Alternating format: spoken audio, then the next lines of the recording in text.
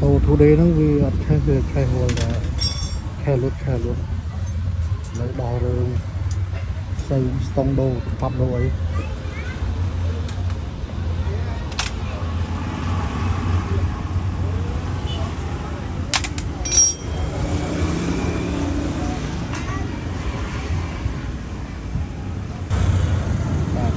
nó là mô tô thu đế ở đây là bác khai mê thấy kìa.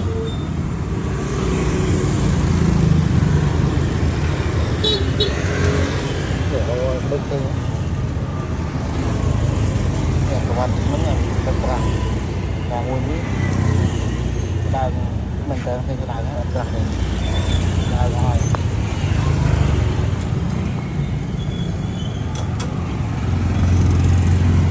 rồi một là nó ok cái bọc viên này đây là đây đi kìa cái phổi này kìa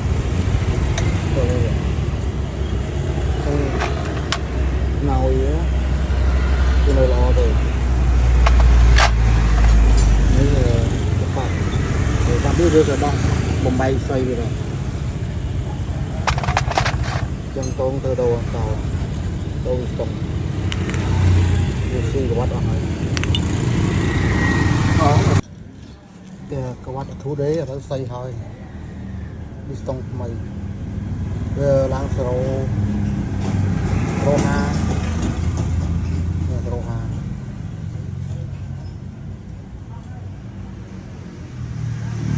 bây giờ vô viên đó đại tô trong nó mơ mà bà hông là mớm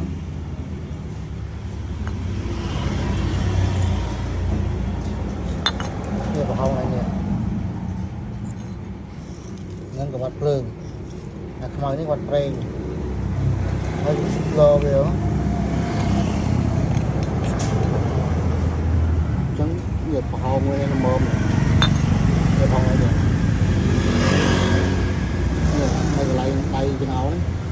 hông phải nắng mưa mà không ai bà hông lăng phê thôi đây con bắp lên đâu hơi hả này con bắp đầu cháu đã đi cho nó người tới con lăng tích rồi phơi kia lăng pro ai người xây ở đó ngay bây giờ vừa cao chút rồi đi ít tôi đấy tại tôi vượt lên hơi